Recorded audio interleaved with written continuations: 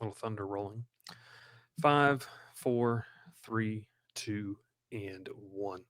Well, hello, LSU fans, and welcome into another edition of the Bengal Tiger Podcast, Mailbag Part 2, Bruni, I guess we can call it.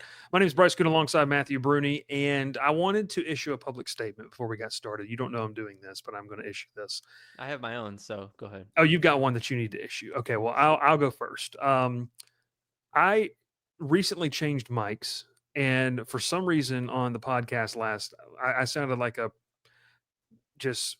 young boy going through puberty at times, and so I have hopefully EQ'd some things on the mic. And I know we did get a response about could we will have the volume levels up, but apparently, like that clip that we posted on Reels and everything, Yeah. if you go by that and some of the other ones, it's like, well, Joe Sloan was kind of like it's pretty. I don't know. So I almost uncollabed with it on Instagram because I was like, I don't want my name a part of this.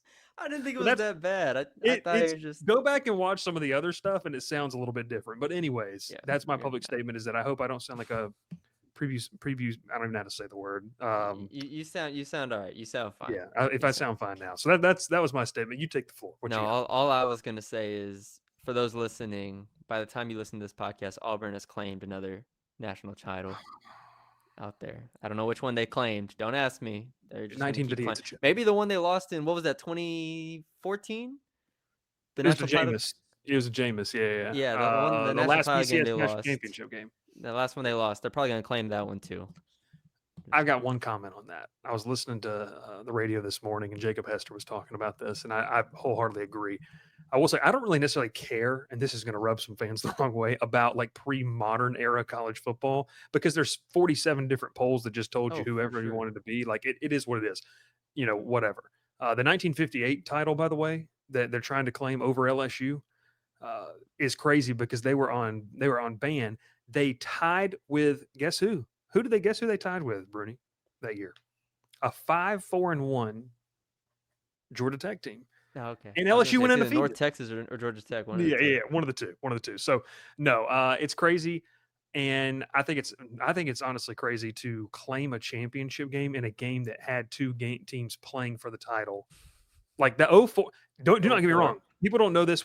I've kind of told the board this. I grew up 40 minutes from Auburn, went to games all the time. Cadillac, Jason Campbell, that group, For Ronnie sure. Brown was one of my favorite teams growing up as a kid. That team was legit in '04. They probably deserved to be there, but you can't just claim something like that's by that logic. So You could stupid. say the 2012 national title game was really the SEC championship game between Alabama and Georgia, and not when Brian Kelly and Notre Dame got destroyed. So a lot of circling parts there. What's your UCF quick needs to thoughts? UCF needs to legitimately hang a banner now. UCF needs to be like, you know what, we're They done have with it on this. their stadium. You know that, Yes, I right? know they Like have it in their stadium. I'm saying they need to lean into it even more. Like Auburn's gonna just open a can of worms that I do not want to be opened here. But it is ridiculous that, and I know everybody didn't. Some people didn't love the BCS system, but at least we had a game to decide a championship. Before that, it was it was just, polls, I mean, polls, madness. Playboy had a poll, Bernie. Imagine the AP poll deciding a champion. A college or a coaches poll decide. I'm like, good God.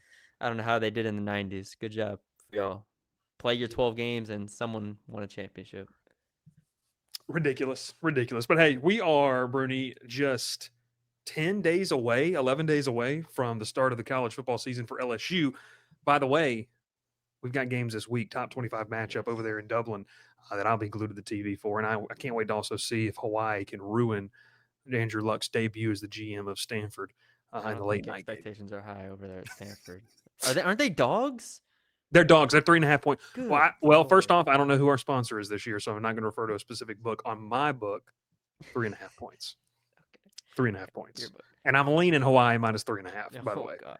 at home at Aloha Just wait Stadium. till our betting podcast comes out. That's what we That's need. the Bryce and Bruni show right there. That's the real Bryce and Brune show. That's midnight on Fridays. Make sure to Degenerates tune in. only. And it's only Yeah, gonna be it's live a streamed. Like it's not gonna be taped pay, back or anything. not even It'll even archived. If you don't right catch it live, afterwards. that's it. It's pay per view Okay, we've only. gone 5 minutes. So let's actually 5 minutes talk of some whatever. football. Make sure you like, make sure you subscribe to the stream. Appreciate you tuning in, whether it's podcast or YouTube. Make sure you give us a like and a follow on all those platforms. But like we were talking about, Bruni, this is kind of the kickoff of college football season. LSU, Brian Kelly spoke to the media today. We will have our final viewing period Saturday night, which was kind of an addendum. They changed some things. Saturday night in Tiger Stadium for a full scrimmage, kind of a half scrimmage, half practice if it's like last week. But I wanted to kind of kick this off with one. What was kind of the biggest takeaway for you with Brian Kelly's presser today? I know you wrote a piece on it, and I'll just kind of hit this to begin. The offensive line conversation was interesting to me because it's something that a lot of the Q&A that we're going to have here in a second that people have been asking about. I think the board has been, ever since that first practice report, the board has been wondering what in the world is the position there. Here's what we can definitely tell you, right? Out of the press conference today, and we knew this for a couple of weeks, Braylon Moore is your center, which I think you and I are like, that's awesome. He should be pretty good. Like, Yes. is he going to struggle against like a Peter Woods at times? Yeah, because Peter Woods might be pretty dang good. Like, there's going to be some good players that he might struggle against, but overall, we feel comfortable with that. Tyree Adams going to be your starting left tackle. Josh Thompson is going to be the starting right guard.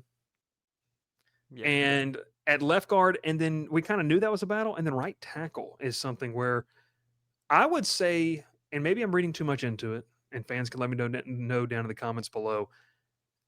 Let's start at right tackle for this.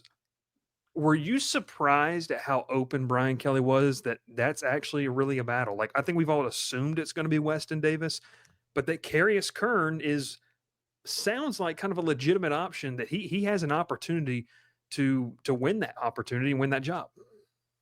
I'm somewhat surprised because it didn't seem like it was a competition. And I think throughout 3 weeks of fall camp, we'd watched it, and Weston Davis did not come out of that spot, that right tackle spot. No, not once. Yeah. I went to practice for 15 minutes on Monday, and it was Carius Kern. Like, it was Carius Kern. Weston was worked in there, but then they went to a drill, and it was Carius Kern again starting at right tackle. And you're like, okay, like what is this exactly? And then the following day for Brian Kelly to come out after another day of practice and be like, yeah, it's a competition at this point. Yeah. It doesn't make me feel good about Weston Davis at this point. Like, you would hoped that he was going to just lock this down, especially because we've talked about this before. Like, we don't even know who the third best tackle is on this team. And it turns out that it's probably Carius Kern at this point, just because he is so athletic and so gifted in that way that he can play guard or tackle, and they have plenty of guards that they could turn to. So it feels like they're pressing the issue here on Weston, and some people on our board have pointed out that it could very well just be to light a fire, motivate him a little bit more. My rebuttal to that is we are 10 days away from you traveling to Clemson to play that defense on the road. And if he's not already motivated significantly to win that job or lock it down, then there are some issues here. But in the big picture, I think it will still be Weston Davis. I think he is still the guy that they want there. He's athletic enough. It's just kind of figuring out the ins and outs and making sure he's technically sound and ready for this Clemson game. Going over to left guard real quick. I thought it was interesting, and I texted you this when, during the press conference. DJ Chester not really mentioned as a guy. He was mentioned in the press conference, but not mentioned specifically when Kelly was talking about that one position battle at left guard. It's Paul Mabenga and Cohen Eccles he talked about.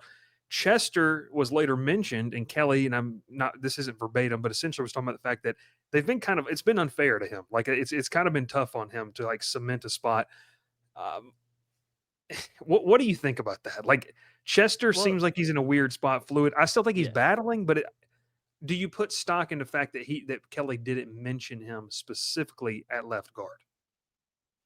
No, and yes, but I'm gonna say no because he's notoriously throughout his 3-4 years at LSU has forgotten players' names. Like, he called Josh Thompson Justin Thompson. Yeah, sometimes he just forgets the names of players and like forgets to include them. That's gonna get clipped, but yes, like it just happens, and I think it happens. I'm sure it happens with other coaches too, but it, like, Brian Kelly sometimes forgets the names of some players. Like, it just happens.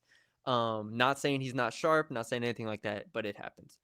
So I do think when Wilson followed up and asked him, like, hey, you didn't mention DJ Chester, and he didn't. So this is where I go to the other side of it actually being something, is like you said, he did say, it's like, well, we've been working him like center, tackle, we've been working him everywhere here, and I read that to follow what I've seen and what I've just throughout practices is I'm not sure he's good enough right now. Mm. Like, I just don't think that. So when Brian Kelly was asked about him specifically, he says, well, it's been unfair to him. If he was that good, you would make it work. Like, it's just the truth. So whether it's Chester, Mabenga, or Eccles, I do think those three are still fighting for that job, but I'm not comfortable with it. I don't know if there's like a clear right answer right now. I'll put this last part in there and you can talk about your takeaway. To me, I echo your sentiment of I don't think he's good enough right now to play on this offensive line as one of the starting five from what we've just seen during fall camp. And I'll even add into that, I think what the plan is to turn him into the ultimate Swiss Army knife, where if something happens, and let's just be real, you don't have the depth, Correct. you don't have as much confidence in the depth, I would say, that you've maybe had in previous years at some of the spots. Like you knew last year, if one of the tackles was getting hurt, Tyree Adams was going in there, and he was a veteran guy, but you know, you Chester's going to have to be able to play because if an injury happens at right guard, who you throwing in there? Like, I mean, you got to have either Mabenga, whoever's not starting between Mabenga and Eccles, or DJ Chester. If God He is the forbid, backup center. yeah, if God forbid, if Braylon Moore gets hurt, Chester's got to go. Like, Yes. I mean, so I think they're just cross training, which Brad Davis already does. That's not something that's new. Correct. Cross training him to just say, hey, look, we're going to pitch it to turn this maybe potential negative that's happened during fall camp into a positive and say you're the number one guy in terms of interior offensive lineman. I was kind of surprised at tackle, which just I think shows how barren of a wasteland it is in terms of the tackle spot. If DJ Chester is getting actual like being considered for reps at one of the tackle spots, not a knock on DJ, more of a knock on the lack of development from the tackle spot. Yeah, he's an interior guy. And I mean, even Carius Kern, I wasn't and we knew Carius could play tackle, like in a situation, but like for him to be, it seems like the third tackle. Like if Weston or Tyree doesn't play, like you're putting in Carius Kern, it's just kind of a crazy situation that LSU's offensive line is in. But I've said it before, and this is my last thing on the line. I'm sure we'll get asked about it in the rest of these mailbag questions, but like I do feel confident that Braylon Moore has exceeded my expectations. Tyree Adams is good. I think the rest, they can make it work enough to where they can be dynamic on offense. So I'm not saying this is going to be just a terrible offense or anything like that. They're going to figure it out. And at the very least, they have a good center, and I think they have a good left tackle. So we'll see. Yeah, we'll see. I had one more thing, but let's move on. All right. Maybe that was your press conference takeaway, but what we can talk would you like about to talk about? real quick, just so everybody's not alerted by any practice reports of Harold Perkins and Whit Weeks being kind of eased along. I'd say Harold Perkins missed practice on Monday with personal matter. Whit Weeks has been really he didn't really practice on Monday very much. They weren't in pads, but he's had a very, very light load. I don't have a problem with either of that of those guys being limited. I don't know about you, but Yeah. Michael Van Buren didn't throw on Monday.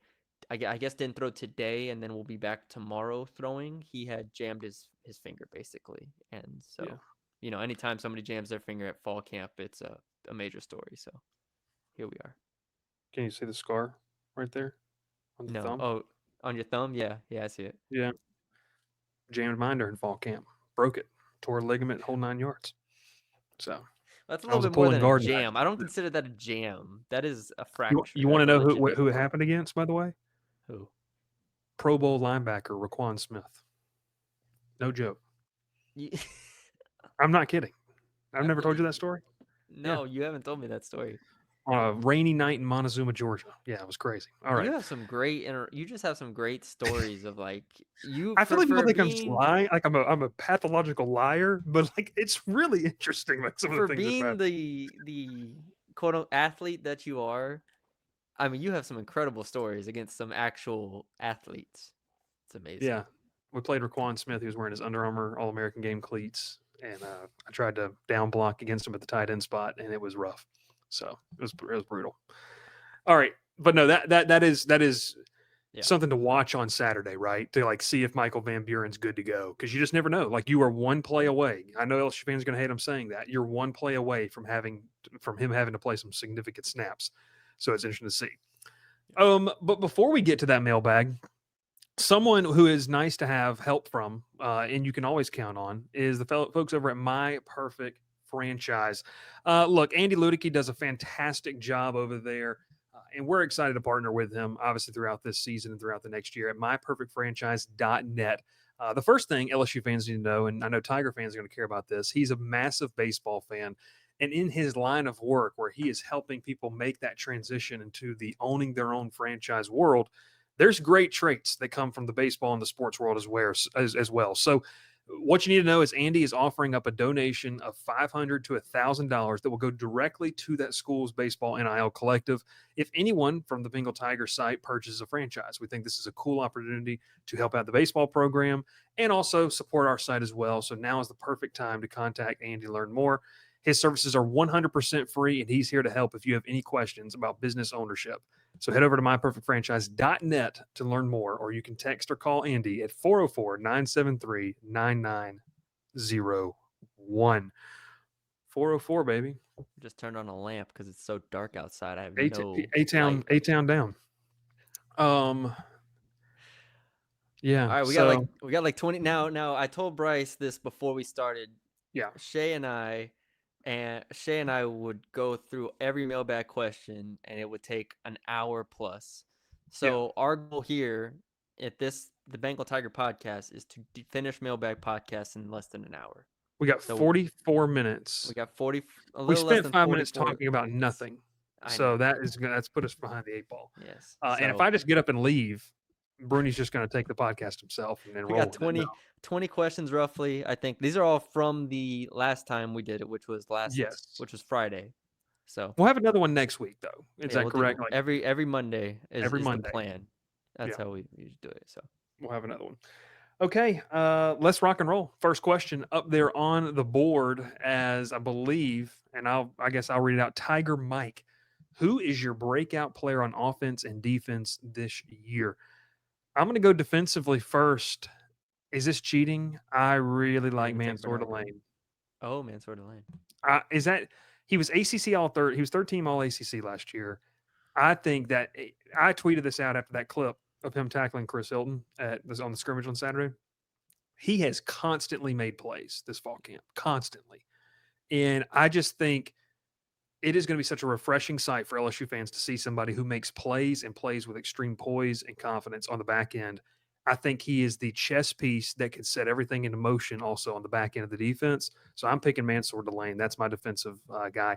Offensively, we all want Chris Hilton to break out. I think that's something in terms of that. While you think of that, I'll say the defense one. You go defense. I've got an offensive guy, but you go defense. Gabriel Elliford, to me, you've been high on him for a while. This is the year. I'm not, again, I've said it before, I'm not sure exactly how the snaps are split between him and Peyton, but I think Relaford will do enough and make enough plays to be a breakout player. What constitutes breakout player? Like is on offense for you? A player that just exceeds expectations? Yeah, exceeds expectations, I'd say. Kyle Parker. Okay, that's a good pick.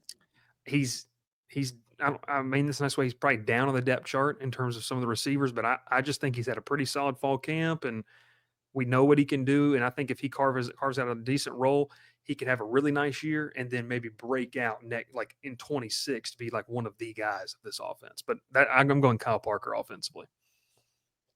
Harlem Berry, RB2. I think he actually makes a reasonable amount of plays as the legitimate backup to Caden Durham here, both on the ground and in the receiving game. I like it. All right, next up. See, that was easy. 19 more to go. 19. Go Bucks. I hope to God that is not a Buccaneers fan. Go Bucks says, who do you see returning punts and kicks this year? Will it be Barry and Brown? I think Brown's going to be in there. I think Xavier Thomas is going to be an option for you back there. And outside of those two, Bruni, is there someone that you look at and you're like, okay, they've got opportunities? I mean, they've worked in some guys. Like obviously, whenever they do the punt returning stuff, there's like 6 of them back there. Like we've seen Kyle Parker and Aaron Anderson, and some other guys get some reps. But I think ultimately, when you have Barry and Brown and Xavier Thomas, 2 all SEC return men, do not overthink this. Put them back on kick returns. Put them back on the punts. They can alternate for all I care if they're really, really competitive and really want to do it. Uh, we'll see. But I think you leave those two back there. Don't overthink it. Now, I will say, from a kickoff perspective, I would rather have Barry and Brown. From a punt return perspective, I'd probably lean Xavier Thomas. That's Okay. not, you know, I'm not gonna get into the nuances. I'm not Devin Hester here, but like I just feel like Xavion's a little bit more like twitchy in like tight spaces, whereas Barry and Brown's like, Brown gets a heads of steam. yeah, Brown, yeah, he's hits a seam and he's gone. Like, so Yeah. that's the He difference. eliminates angles. I think that's the best way to put it. I like it. Yeah, Brown, Xavier Thomas. It's better than the guy who was here my first year on the beat that they legitimately didn't return punts. There is no Clayton slander on this podcast. I'm not slandering. I'm just bad that they just didn't return punts. It was one of the It was craziest so things I've ever scary. experienced. I just remember when Shea asked Brian Kelly about punt returns. One of my first press conferences ever. Brian at was LSU. BK was just like, well, it's not really. He basically said it was not important. Like there's Yeah. no real data or something to back up that it's substantial or something like that. I don't know. He mentioned this day in the press conference. The ability to change the field, special teams wise, is something we haven't really talked about. You have a punter that can do it, like who's very good at punting, and you've a couple return guys now that could do some different things for you, miles ahead of where you were when he first got here. Huge difference. So, next question, Neovinator. How are Did the we already do receivers that? at Oh, we blocking? didn't do Neo over. I apologize. Sent We'll another give him one. another No, one. he sent another one. No, you're right. He sent another one. Neovinator says, "How are the receivers at blocking?" On Monday, I got to see them do some drills. Obviously, you can't really tell until the bullets start flying. But in theory, I mean, this is a group that is at least experienced enough to know how to do it. Maybe you can break it down a little bit more. I don't have too much else on it, but I don't have anything. Nick Anderson, Barry and Brown, Chris Hilton, Aaron Anderson. Yeah, I mean, I think in the SEC you can't get on the field if you can't block as a receiver. So the guys, you have to have some sort of trait that helps you, but you've got to be able to block. And so, like, I mean, you would hope with Nick Anderson's size that he provides maybe another element of the run game you didn't have last year because Daniels was hurt a little bit I in feel like terms you of. hear about it in the NFL. Maybe it's because it's broken down a little bit more and stuff. But like I've seen more like clips on Twitter being like, "Damn, look at this receiver really like blocking and stuff." I don't know. Yeah. College, that might be asking them too much to be like elite blockers. I don't know. You hear that? What in the world? You hear that? I saw that big flash lightning. I was like, "Oh, this is gonna come through."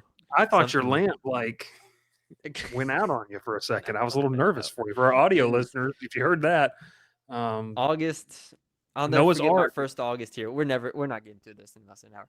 My first August here, I moved here. I just was bombarded. And this was Ida hit after this, I guess. So Yeah. I should have been warned. But like every single day at like 3 or 4 o'clock, just onslaught of rain and the loudest thunder I've ever heard or felt in my life. I've equated that to when I lived in Orlando for an internship in the summer. It's the same way thing in Florida. Every day at 3 or 4 o'clock during the summer, it completely storms. Like, and then it'll stop. Storm right now, but yeah, there we go. Did it just storm again? Is it just brutal? Yes. Oh, okay. Yes. Go ahead. All right. Next. Texan Tiger 2 ask, rank your top 5 LSU wide receivers regardless of their position or current spot on the depth chart. Brune, you want to take this one first? Yeah. Does that have to be in order? Did he say that? No. I mean, a ranking would, yeah, I think you got to put number 1. Okay, well that makes it a lot harder. I was just gonna rattle them off. Who's my number 1 receiver going into this year? Gosh. It's kind of what we've talked about before. I see a lot of them as like very, very similar on similar levels, which is good. I'm not, we gotta see who's great. I'll go Chris Hilton 1, start the year. I'll go Barry and Brown 2. I'll go Aaron Anderson 3. I'll go Nick Anderson 4. Xavier Thomas 5. Ooh. I do like Kyle Parker though. I'm going number 1, Aaron Anderson. Number 2, I'm going Chris Hilton. 3, Barry and Brown. 4, Nick Anderson. Doesn't mean I don't think Nick Anderson will be really good. 5, I'm going with our boy Fat, Destin Hill. Okay. I don't know. I just like the name. Probably pushes him over the mark further. So, we Pushes still him don't in know the why he's ratings a little called by bit. it. It's just vibes. Next question, Wes167 _ Do you think the O-line gets it figured out? Well, that's just a very broad question that would lead us to taking this podcast over 4.5 hours. I will say this. I think they do. I mean, I don't think it's going to be a top 4 unit in the conference, but I think that they can be at least 8th or 9th, like in terms of what they need to do. Like if they can be a middle of the pack SEC offensive line at both running the ball and pass blocking, which I think they're going to be fine pass blocking, but like offensive line, like running the ball, they're going to be fine. I mean, I think maybe the biggest thing is this year, and this is an interesting case study. Okay, so let's notch this one on the belt for later on in the year. Would you rather? Yes, we're playing that age-old game. Would you rather have elite bookends on your offensive line, solid veterans at the guard, and an unknown at center, or a pretty high floor center, veteran player that has played the game, and some question marks elsewhere? What benefits you more, to have a guy who can take command of the offensive line, like a guy like Braylon Moore, or to have some elite talent and maybe center's your weakest link, which is what happened last year? Yeah, I was gonna say, if you had asked me before last year, I would have said tackles are more important than centers. But Yeah. after watching last year and watching the pressure get to him up the middle, like you always talk about it, like pressure up the middle for a quarterback is the worst kind of Worst nightmare. pressure. Yeah. And I think at the very least this year they have Braylon Moore that should be able to communicate that. Like you shouldn't have busts. He should be able to Yeah. take on his matchup. So that's where I think the center position, even with Charles Turner was here, like he was not a high level player, but he at But least high floor. he at least knew what he was doing and could do his assignment at a reasonable level.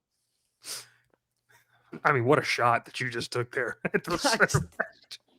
I mean, no, was Charles but Turner you're a right. great player? No. I'm talking about, quote unquote, Colin, clip this. At least he knew what he was doing, essentially, is what you said. Okay. Comparative to the center last year, apparently you don't think he knew what he was doing. I will say this. I know it's just preseason, but what you're seeing out of Will Campbell in the run game, too, with New England so far, it does lead me to believe that the lack of cohesion at the center spot, or the lack of, I want to say competency, like consistency at the center spot last year, hurt you, and it spread out. So I'm with that. So the all line get it figured out. I think eventually, Bruni. I mean, I imagine. Do you feel the same way? Yeah, I do think it gets figured out again. I don't know if it's not going to be a top 5 unit in the SEC, but they were like, what, 13th in the SEC in rushing or yards per carry, somewhere around You there, got to be 13, top 8. 14.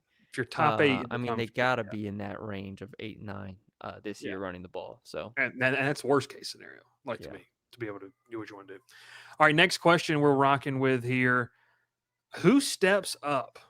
This is LSU Golf. Who steps up behind Caden Durham to be a viable running back too? You kind of hinted this already, so you want to talk a little Yeah, more about I Harlan got Berry? Harlan Berry here. I think Caleb Jackson can be better than what he was last year. Last year was such a mess for him, and probably one of the most disappointing players on the entire team.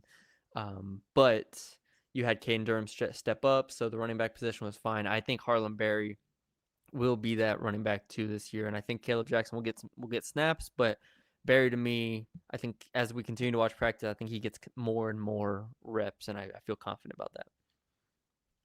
Ditto. There you go. There we go. Shout out. That's Harlan going to Berry. keep it under an hour. Harlan Berry was Ditto. my number 1 ranked player in the class. If you do it now, you probably put Pickett 1, but at the time, I was just enamored with Harlan Berry. We're not here for the Pickett slander, so it's okay. I love Harlan. I love DJ Pickett. I'm saying it was knows 1, that. 2 in my class, and then Kern 3. Yeah, There we go. That's what we need to do sometimes, is look back on did you do any class rankings for the 25? I'm a big ranking guy. We weren't allowed to. No, it's fine. I'm just kidding. I plead the fifth on that situation. I think it's best we don't get into that. Are we going to Neovinator for the second time on this podcast? Oh, third time? Third time total mailbag. Second on this episode. Are we allowing that? Yep. Who has the most 20-plus yard returns this year? Brown, Thomas, or Anderson? I'm going to go with Xavion Thomas. Shifty. I'll go Brown because I think he's. I mean, if we're is it counting punt kickoff returns, or kickoff? if it's a kickoff return, then you get 20 yards just by catching it and returning it. So Yeah, it can't count. Like, what do you mean it doesn't count? That's the if return yards. If it's overall return yards, Brown's gonna have a lot more if he's the yeah, kickoff okay. return. I'm sorry. I thought I misunderstood. Yeah, I'm That's going all Barry right. Brown. You just didn't process the question. Selective hearing. Go Tigers 52-80. The guard spot ends up being trouble this season. What can Coach Davis Atkins Sloan do to mask that? Right now, who are the two guards? So we kind of talked about this, and obviously this question was backdated to last Friday. We've already talked about the guards. You have Justin, the artist previously known as Justin Thompson, at right guard. You also have. I really hope people who listen to this understand my sarcasm with this. Then you also have Mabinga and Eccles and Chester. Like, well, those are your four guards that you're going to essentially kind of rotate it, and you feel like Thompson's entrenched to the right guard spot.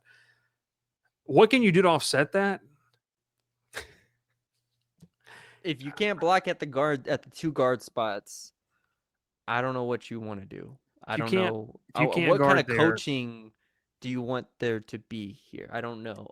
Now in pass protection wise, obviously there's things you can do, right? Obviously you can slide protections. You can keep a tight end on that side. You can keep a running back in to help chip or something like that. Like you can do things in pass protection. And I'm not saying you can't do things in the running game too, but like pass pro is where we see them get in football. You just see the offensive line coach and the coordinators like have to get creative sometimes to scheme up some time for the quarterback. Run game, if both your guards can't run block, I don't see how you have a productive run game. yeah, So I'm I with don't you. know. I don't know what else to say. Like that's just that they need to be I good. tried to pull up a picture, but I think you'll be fine. You need to essentially, Bruni. I think what you're doing, if you can't block up the middle, book your flights to Tampa, enjoy New Year's fighting for the Gasparilla Bowl. That's what I'll say. Yes, I I mean, agree. seriously, like, I No, mean, you're seriously. not going Yeah, to if be they close can't to a block, playoff. if Like, I know Thompson, that's joking, but if you can't block up the middle, you're going to see Nuss roll out and get destroyed by an elite edge, a guy that's going to chase him down because he can't. It's not even on him. Like, you legitimately can't do anything. just look at exactly what it was last year. Yeah, Texas A&M Once game. Go watch Garrett it. Dellinger got hurt, and they had to plug in Mabenga, and you had Mabenga and Chester in the middle, and it was just a free for all up the A gap, and that's what it was. And so I'm positive it's going to be better than that this year, but like it needs to be significantly better. Like it Yeah, yeah. needs to be a lot better. Have you ever seen the Gasparilla Bowl trophy? It's elite though. It's I big don't think treasure so. chest. It's awesome. I tried to pull up a picture for it. I think I got this one. Yeah, here we go, real quick. Oh yeah, look at that. It's awesome. I found a picture of Billy Napier holding it. I got this one right here. Don't worry for us. Look at that. Nice. I mean, that's awesome. Georgia Tech. That's like what Georgia Tech dreams of winning right there. That'll get clipped, for sure, for sure. No, it's interesting. So no, Gasparilla Bowl. In all seriousness, you're not going to be a playoff team if that's your problem. And I don't know how you mask that. I don't. Because I think they tried to do a pretty good job of it last year and they couldn't in this conference. Dabo Saban asked, how does this camp compare to past BK led LSU camps? Well, You've been here for all of them, so you take it. I remember the I wasn't here for year one. 2022 one. Oh, you missed the first one because there was just fighting, and it was incredible. Just My first fall people camp practice, dying. I'm pretty sure was what was the DB's name that went to Oh, UTSA? was that the year? Was that 2020? So That was 2023 was your 23. first one, right? Okay, yeah. 2023, I just saw Brian Thomas Jr. and league neighbors light up a god awful secondary, and that was my first year. So, but in 2022 was the fighting year, I think. Well, no. The kid, what was the kid's name? Or was that came 23 here? the fighting year? What was the DB's name that Denver went to Harris. UTSA? Denver Harris. That was 23 because that was my Okay, first yes, year. it was. Yeah. That's right. That's right. Because I think the there's more defense. attention. I think there's more of a deliberate attention and Oh, focus. I think that's the best way to put 100%. it. 100%. And now I will say, I mean, this is the first camp to me under Brian Kelly where the defense has been better than the offense, and I think it's Yeah. not close in terms of like what the other years were. Not Oh. saying that the offense and defense isn't close this year. I'm saying in years past, like I said before, Malik Neighbors was the best camp player I've ever seen in my life. It was unbelievable. It was every single day they would just moss Deuce Chestnut and So bad. whoever else was in the secondary that year. Terrible. I mean, And I'll add and like to that. the cornerback room is this is the most fun it's been to watch. For Like the sure. guys that you have at corner, For you sure. know, you go down the depth chart, you're looking at PJ Woodland. Woodland would have been one of the best corners on the team, Yep. 3 years ago, and now he's like your number 4 guy, 3 or 4 guy. So, I think they have uh, 6 corners on this team. Five corners that are better than anybody on that 2023 secondary. just start coming out with graphics of rankings and just start ranking random stuff like that. Hold on, let me look at the 2023 secondary here. Sage Ryan, yeah. Oh my gosh. Yeah, it's bad. Ashton Stamps as a freshman. Ashton Stamps, obviously. Denver Harris, Deuce Chestnut, LaTerrence Wells, J.K. Johnson, Javian Toviano. Yeah, as corners. So, I mean, I got a little sick, anyways, all a right, little queasy. moving on. Shout out Quincy Wiggins. Played edge. So let's go to the next one here. Mike the Tiger says, "What is holding you back from being all in on this team for a title run? Offensive line." Well, I don't know if I don't know if you've seen Bryce, but they've become somewhat of a trendy national title pick. They have look. We got called out. I know you don't read the comments. I like to. I don't. The YouTube comments that we had a couple people say were very negative about this, and I'm just cautious. I'm in the camp of show me that you can do this. They went, So that's yeah, how I feel.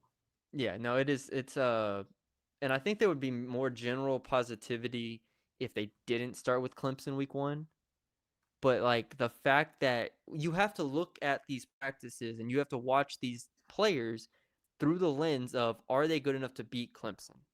Are they Yeah. good enough to win this game week 1? Because ultimately, as much as this is about a 12-game season, you have Clemson week 1, you have Florida week 3, you have Ole Miss week 5. Like this gets here very, very quickly. Yep. So if you want to look through this as through the lens of being like, oh, well, they're going to get better. Okay, that's your opinion then. You can just watch them and just watch the Clemson game, be like, oh, well, it's one game, something like that.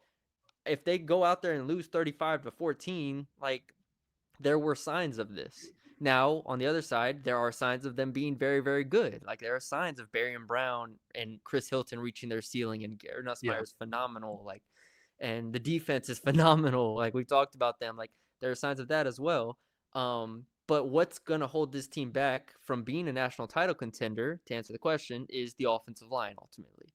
Yeah. And that has been the protruding topic. We did multiple podcasts talking about how great the defense is. We spent multiple podcasts raving about the defense. But what is going to hold this team back from title run is the offensive line. So that's what I want to spend my time talking about, because that's what this comes down to. If they can block, they're going to win a national title if they have an elite offensive line. But I hesitate to say that that's in the cards right now. Clip it. No need for me to say anything. I mean, seriously, that's Now, spot now on. that I've said that they're going to win a national title, just clip that part, Colin, right there. They're going to win a national title. National title. Just clip that. Just clip no. that part. Next question on the board. I mean, you nailed that one. You hit down to the park. The AJ Swan fan club, is AJ Swan the favorite to win Sun Belt Player of the Year? Obviously, minus 130. I mean, you're the college I football love guy Sun here. Belt That's football, man. Sun Belt. No, they we'll see. App State's gonna be interesting this year. I'm excited to watch some Sun Belt football. Didn't they struggle last year? They did. The Aguilar was not good for them Weird. last year. Who's now QB1 at Tennessee. They got hit by the portal, and maybe a coaching change on the horizon up in App State. We'll say this: that is a bucket list campus to go to. That is beautiful up there in Boone, North Carolina. Mr. Peabody, Mr. Dot Peabody Dot Tiger. How many touchdowns will Barry and Brown have in the return game? I'm going to set the over under at 3.5. What are you taking?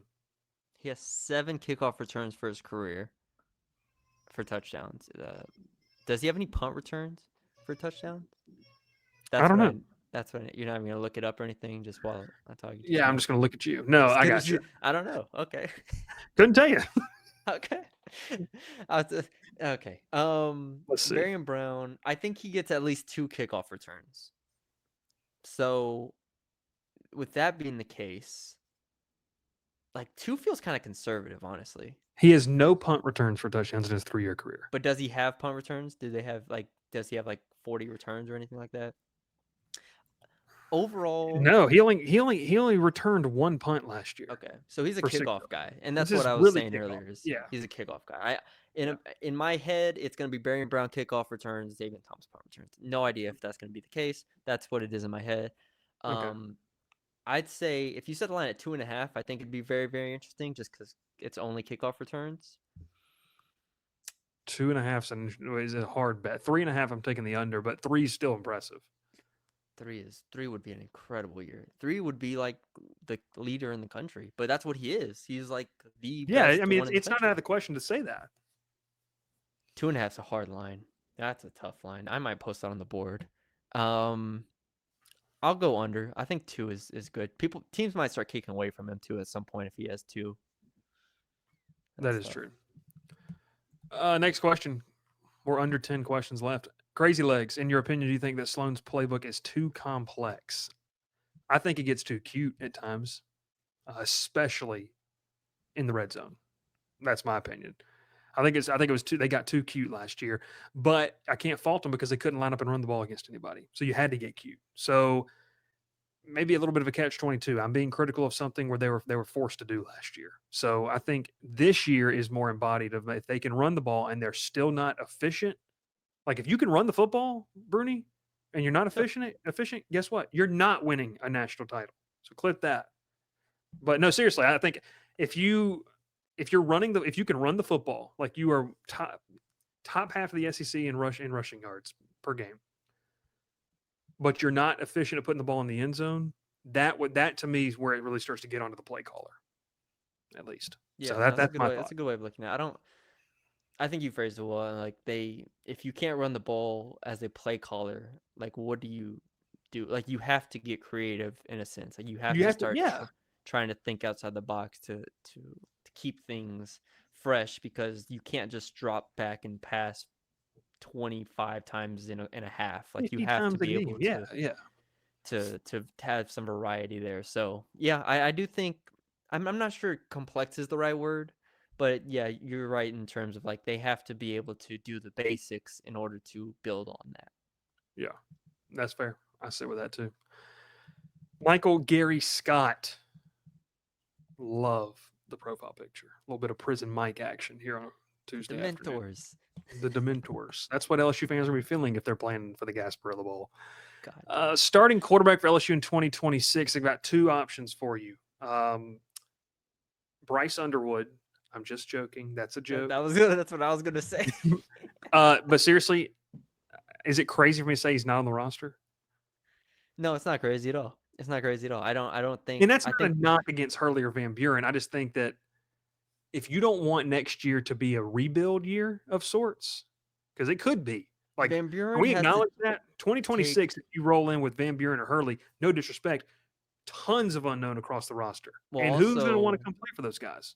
You don't know. also not saying this is the case by any means, but building off of your point, this is kind of that Florida State 2023 year where you're going to go try to win a national championship. All in this year. Like this is the year. So 2026, like you have to, and I'm not saying they have a very strong foundation, they have good coaches, like you have recruited well, all that stuff can be true, but at the same time, like after an all-in year, you do get to a questionable spot, especially if your quarterback position is not locked down like Florida State. Mm-hmm. So, um, I think it's fair, completely fair to say it's not on the roster. I think that's actually probably like a 50-50 proposition right now. I think Van Buren can get there, but that's why he came to LSU. He To develop needs this to year. get substantially better if he's going to be a high level quarterback. Like he could have just stayed at Mississippi State and been the quarterback and been cool He could have been hanging out. QB1 this year. Yeah, he could have been cool there, but he wants to get better and he wants to actually be like an NFL quarterback one day. If he's going to do it, like he has to take a legitimate step forward. Yeah, I mean, that we could probably dive into way too early look at 2026. We haven't talked about this because we've been so locked in 2025. I mean, it really is a year where you're like, I'm not saying they're going to go 5-7 or anything like No, that, like completely fall off a cliff. not 2-10 like Florida State. Not 2-10, but 2026 does spell a year where you're going to have this year. You need some guys to step up. 2026, based off what you're doing now, unless you're going to go back in for those 1-year rentals, essentially Yeah. in the portal, you've got a multitude of guys that would have to take some leaps for you to have this type of expectations that you have in 2025. So, yeah, I like it. NolaFan33 says, who stands out as making the most improvement from day one of camp to now? Who's a guy that may not play much this year, but will be a household name next year in the future? I've heard people say Teron Francis is next in line, just as an example. Okay, the first Who part of stands that. out? Who stands out? Most improved. So if we're handing out a most improved award, I wish most this was most consistent because I'd give it to Ashton Stamps. yeah, Stamps. Most improved. I'll go with Tylen Singleton. There you go. Tylen Singleton. I think when I He's had saw him, legitimate second team reps over yeah, Devon Keys. yeah. When I've seen him, now I will say he is Whit Weeks' backup. Like he's a will, right? And so Yeah, Keys and West are both like over there on that on the you're Mike saying side of things. linebacker. Yeah, But Mike. yes, and what you're saying is like Tylen Singleton in every lineup that he's been in, doesn't matter what the combination is, he's been able to make plays. And so early in camp, like I didn't really see that, and then as it continued on, I saw him more and more. So that's my pick. I think that's the right pick. So who else you got? Most improved. Singleton's a good pick. A guy that's just gotten better as camp goes along. Jakeem Jackson.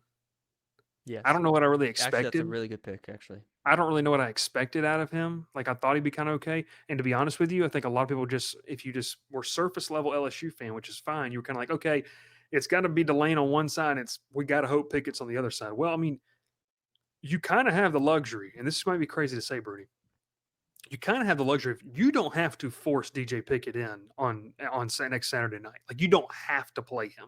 If you get to, it's a luxury. It's not a necessity because a guy like Ashton Stamps I mentioned earlier, but Jakeem Jackson to me, like as he works back from that hamstring strain, I've been impressed with the man. I mean, I think he's been everything you wanted in terms of not just a safety net for DJ Pickett, but a viable SEC player, which we kind of thought and knew he was going to be before he got hurt over there in Gainesville last year.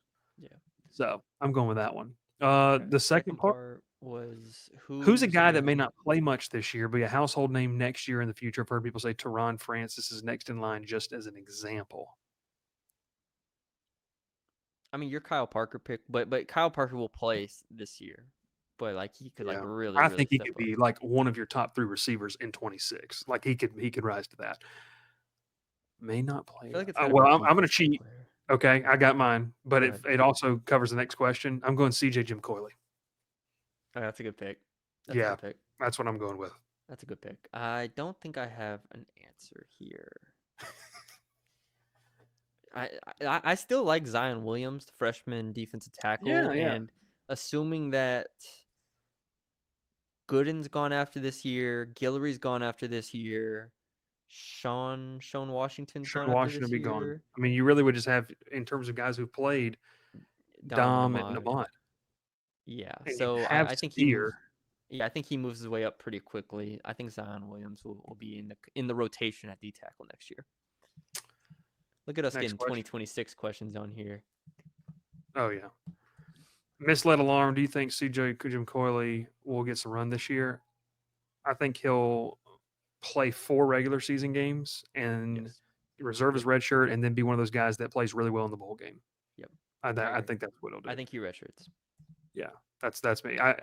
Guys, I'm serious. I love the kid physically. Like I think he's just this. Honestly, Bruni, might have been the most perfect situation for him to come to LSU, learn for a year instead of being thrown in the fire with Stanford, Vanderbilt, or wherever the other options he was going to go. Yeah, they've already moved Jordan Gilbert as the backup star, because I do think they want to redshirt him and Charles Ross. Ideally, Charles Ross is such a good answer too. I don't know if that he was is. where you were going with this, but He was another one I considered in there. That in a year or two he can definitely yeah. get up there. Cajun _ Tiger, most irreplaceable player on this year's defense. In other words, what player, if we were to lose to injury, would prevent us from maintaining a top defense this year? Don I've McKinley. got okay. That was one for me. Don Don McKinley's McKinley really has good. to be very good for this defense, and I've said it from, and I think he is. Like I think he is going to be really, really good. But like he has to be. He's the guy that takes him to another. I know Bernard Gooden has been all the talk and all the rage, and he's very, very good as well. But Don McKinley is like that guy that like should be an NFL player in a year or Mhm. two, like that level of player. And if he is really good, then this defense is going to be elite. And so the question isn't just like most irreplaceable player, because you can replace him in theory, but the second part of that is like what stops them from being like a top defense is if Don McKinley like wasn't on this team, then I would say the defensive tackle spot is good, but like it's not great, or it doesn't have the talent to be great. Yeah. Like Don McKinley gives you that ceiling. Dom was my number one vote. I've got a couple of runner ups. I'm going to cheat here. I'm going Whit Weeks. Yeah. Whit Weeks getting hurt would hurt you big Yes. time. Um, and maybe Whit Weeks is my answer because I was going to go with Delane on the outside. I think you could get by with Jakeem and Pickett and Woodland. You got depth there. But I'm also curious about Cooley and Halsey at safety. I think those are such high level players for you this year that the drop off, even to a guy like Spears, that I think still has some promise and some upside, the drop off would be too drastic. I'm going to go Whit Weeks though, because I don't love rolling into SEC play with a starting combination of Singleton and West or Singleton and Yeah. Keys. I mean, I think those guys are good players, but Witt is your dude at that spot. Yeah, that's probably the best answer of them. Yeah. But yeah. Well, that's why you hired me. One of the reasons. All right, we have 9 minutes and 6 seconds. We got 3 questions. 3 questions. All right, to T. Corley, 1226. Any differences y'all have seen in offensive scheme compared to last year with updated personnel, and when do we quit trying Wildcat? I mentioned this on the previous podcast. It makes me sick to see them line up in that. I want to see some 13 personnel. You're going to see it in some of those streams that I'm running. Seriously, I want to see 13 personnel on the goal line. I think that's the biggest difference, though, honestly, Bruni. Like, we have seen a little bit of 3 tight end sets this fall, and they have the luxury of doing that with 2 bona fide receiving targets and then 1 guy that is able to catch the football. Best way to put it. Have you seen that tweet of what's like what you get the masculine urge to say something, and some of it's like big third down here or something like that, Big third down here. and and I And don't then remember what the context was, but someone basically said getting upset when your team gives a shotgun on 3rd and 1, or something like the masculine urge to yell at the coach about being in shotgun on 3rd and 1. 3rd and 1. Yeah. So that's what I think of now. Yeah, Wildcat, it's going to be a red zone only type thing, if anything. Yeah. It was not successful in practice. We'll see if it happens in a game. I'm sure they'll roll it out there against who do they play week 2? Is it La Tech, Western Kentucky? Yeah, but you know what's going to happen, Bruni. They're going to go 78 yards in 3 plays against Clemson, try to silence that crowd, and come out in Wildcat 3 straight times and be denied, and then miss the field goal. I mean, that's exactly what's going to happen. It's going to be Florida State over again in Orlando. That's what's going to happen. Florida State and Orlando was, gosh, they got all the way down there and just couldn't. Ooh, that was bad. Okay. The question was different offensive schemes. I hesitate to say that I've seen any overhaul of any sort here. Joe Sloan is still the play caller, and the offensive coordinator, Brian Kelly, is still a play caller. Brad Davis is still heavily involved. You've added Alex Atkins. But the personnel, like, I think we've seen more vertical stuff, but a lot of the changes are because of personnel. Like, it's not because they're like, guys to do it. Yeah, you actually have the guys that if you want to throw a bunch of 9 routes, then you can do it. Like, it's just a different game that they're playing now because you have that talent. Yeah, I'm with you. Next question, which I think is an interesting one. Go PJ says, right now, if we needed Caleb Jackson to get 3 to 5 yards on 3rd down, could this team get it done? I'm going to say no, and here's why. You ready? I think they utilize Caleb. Caleb Jackson had a nightmare of a year last year. I think the way that they utilize Caleb Jackson is wrong. Caleb Jackson, to me, is a guy that you have to – this is going to sound crazy. He is not the type of player – God, who was amazing at this? God, there was an NFL running back that I loved watching do this, and I can't remember who it is, and I'm going to get flamed for it. You good? Yeah, no, I was trying to think of what you were thinking of. Oh, okay. So the question was, go PJ, right now, if we need Caleb Jackson to get 3 to 5 yards on 3rd down, could this team get it done? Sorry, I pressed the wrong one. No, you're fine. You messed me up. That's fine. You know, when you watch a running back, Caden Durham does this really well. Patiently puts his hand on his like Le'Veon Bell. Yes. So that's what I thought you were saying, but I didn't want to just blurt out a name. No. That's fine. Le'Veon Bell. Caleb Jackson isn't that. And their zone run scheme is conducive to running backs that can do that. Patiently hit a hole and wait for it.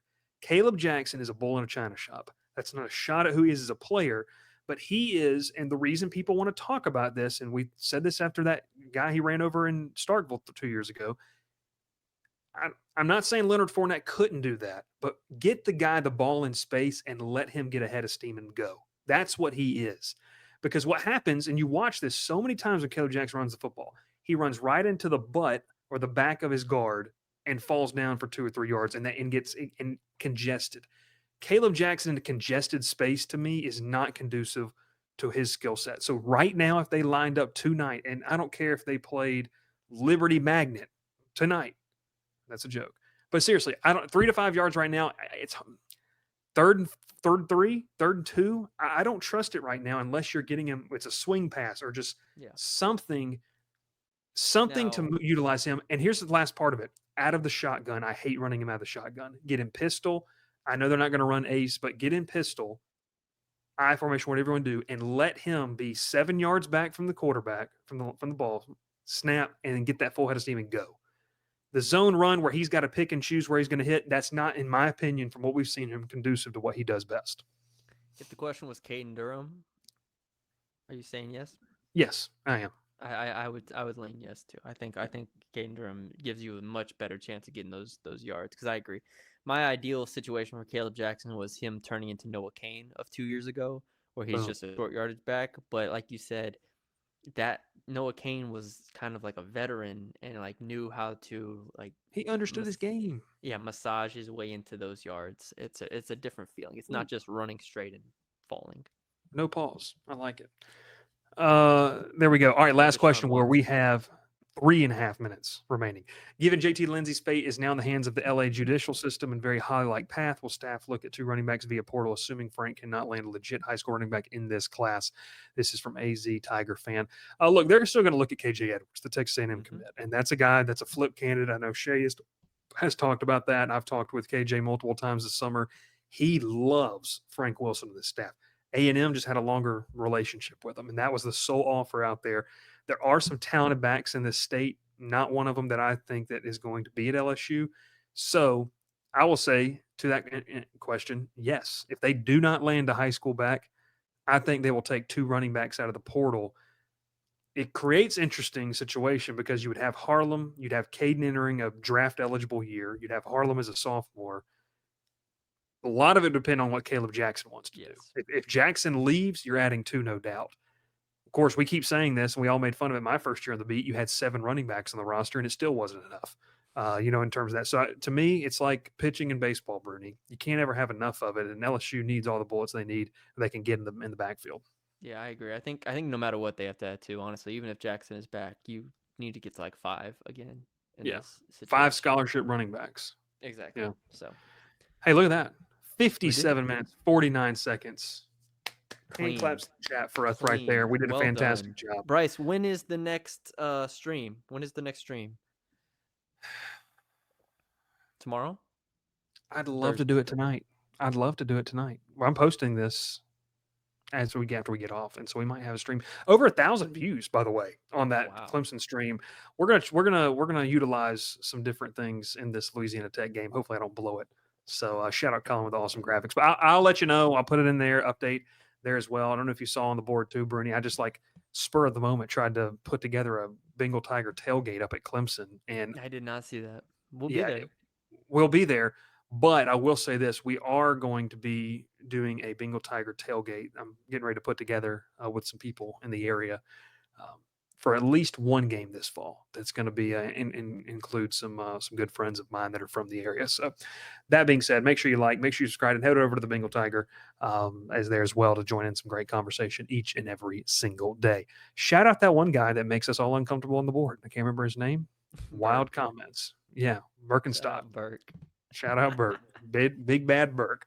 Here we go. Make sure you make sure you subscribe. Bernie, we have 53 seconds left. Anything else you want to say? No, I don't think so. On my TV on ESPN, there's Little League World Series, and I just can't believe Bryce actually played in that. Oh, yeah, well, it's a story for another day. Story for the day. Shout out Raquan Smith. Hope you're doing well, brother. Roquan Smith, like literally, he played in the championship of the U.S. Little League World Series. Like this is just unbelievable. Athleticism. That's what y'all Look at, looking at right there. look at God, Peak dude. athleticism. There you go. Bryce. Also, I'll be posting Addie's picks on the board this year, so I hope people are Okay. loving that. That's something Yes. I know your board knows about. So we Yes. do appreciate you tuning in. Make sure you like the video. Make sure you subscribe to the YouTube channel for great content. Starting next week, baby, we're in our game day routine of podcasts. So I'm excited for that to kick things off. And man, we will catch you next time here